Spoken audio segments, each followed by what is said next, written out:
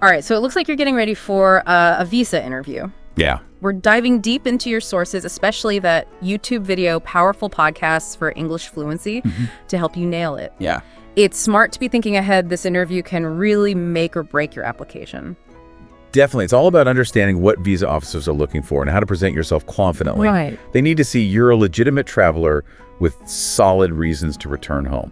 Yeah, the video focuses on the U.S. B2 tourist visa, but touches on F1 for students and J1 for exchange visitors too. Right. It's fascinating how each visa has unique requirements, almost like a code you need to crack. Absolutely. Yeah. For example, a B2 visa is for tourism or visiting family. Right. While an F1 is strictly for academic study, you'll need to provide specific evidence that aligns with your visa type, like proof of enrollment for an F1. Yeah. And remember, each country has its own rules, so always consult their official resources. Okay, let's unpack the interview itself. The video walks through a mock interview, highlighting some make-or-break questions. Okay. One that stood out was, tell me about the ties you have to your home country. Right? Sounds simple, Yeah. but it's loaded. It is. This question is all about demonstrating you won't overstay your welcome. Okay. The hosts recommend bringing a huge file of documents to support your claims. Oh, wow.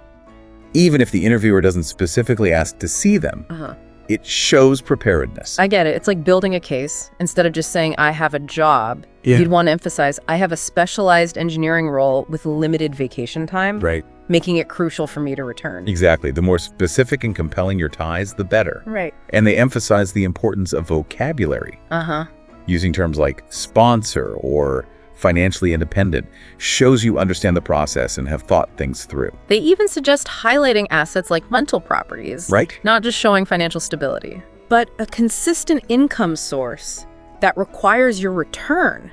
That's a nuanced point I hadn't considered. Right. It's those details that can make a real difference. And remember, the interviewer is trying to assess your intentions Right. and determine if you pose any risk of overstaying. So it's not just about being honest, but also about being strategic in how you present your information. Precisely. Now, let's see how these strategies play out in a real-world scenario. Okay. The video provides a mock interview that offers valuable insights. Perfect. Let's dive into that next. Okay, so in this mock interview, the applicant is applying for a B2 visa to visit their brother in the United States. Right. And they immediately ask about the applicant's final destination and the purpose of the trip. That's pretty standard, isn't it? It is. It sets the context for the interview.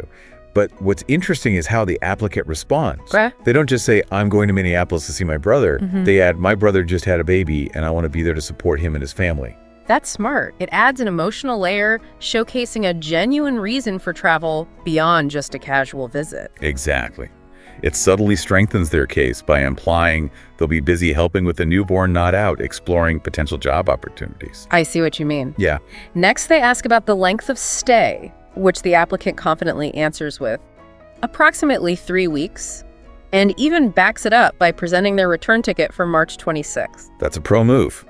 Having that return ticket readily available provides concrete evidence of their intended departure date, Right. eliminating any doubt about their short-term intentions. Then comes the all-important question about ties to their home country.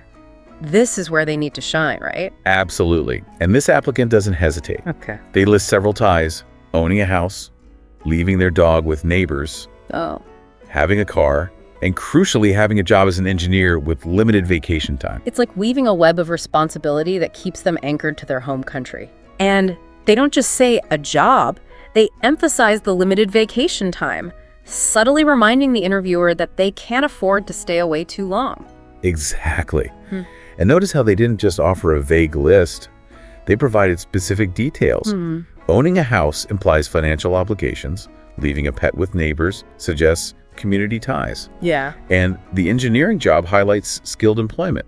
That's difficult to replace. It paints a picture of a stable, established life back home, Yeah. full of commitments that necessitate their return. Right. And then comes the question about financial independence. Okay. This is where many applicants stumble, but not this one. They confidently state they have assets in their home country, including a house.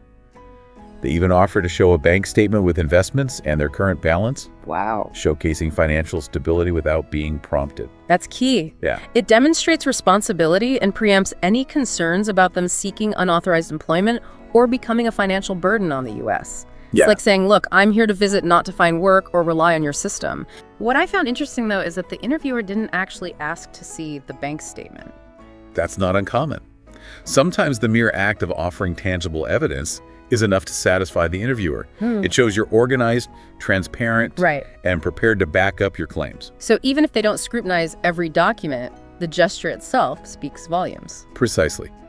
Now, while this mock interview was specific to a B2 visa, it highlights the core principles that apply to most visa interviews. It's about understanding the interviewer's perspective and presenting your information strategically with specific details, clear vocabulary, Yeah. and tangible evidence. Exactly. This mock interview showcases individual circumstances, but let's zoom out and consider the bigger picture. Okay.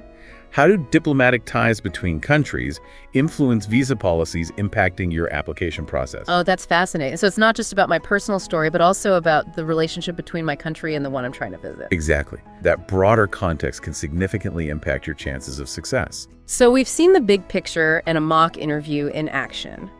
Now let's get tactical. The YouTube video you shared has a section specifically on answering tricky interview questions. What are some standout strategies? It all comes back to understanding what the visa officer wants to know. Are you a genuine traveler who will respect the visa terms and return home? Your answers need to address that directly. Makes sense. So for a question like, what is the purpose of your trip, is simply stating tourism enough? Not quite.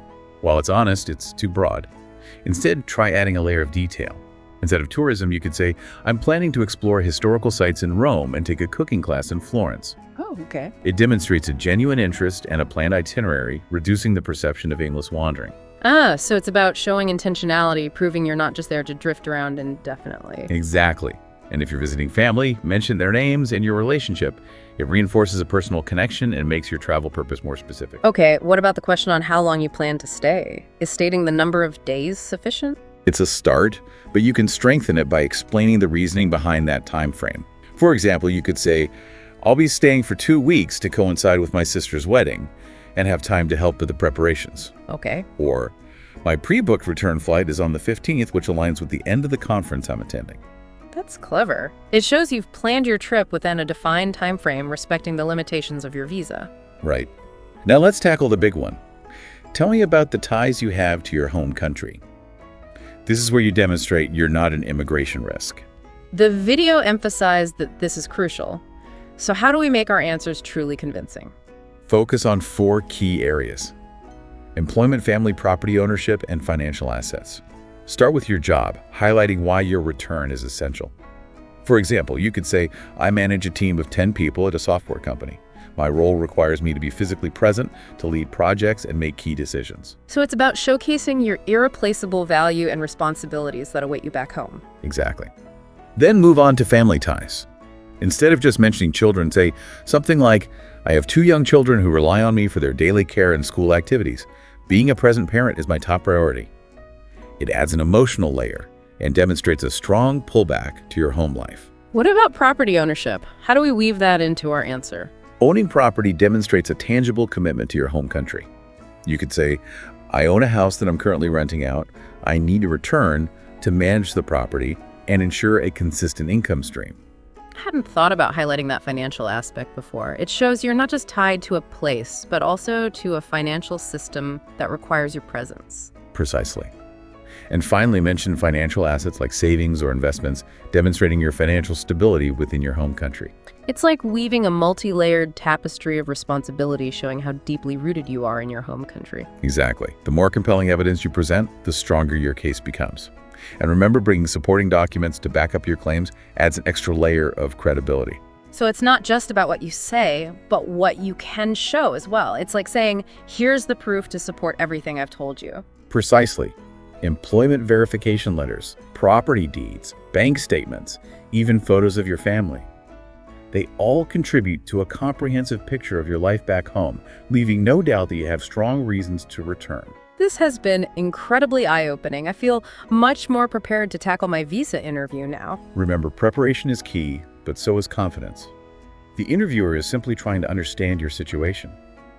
Approach the interview with honesty, clarity, and a genuine desire to provide the information they need. And if you need to brush up on your English skills or get more tips on visa interviews, those powerful podcasts for English fluency episodes are a fantastic resource. Absolutely. Keep learning, stay curious, and best of luck with your visa application.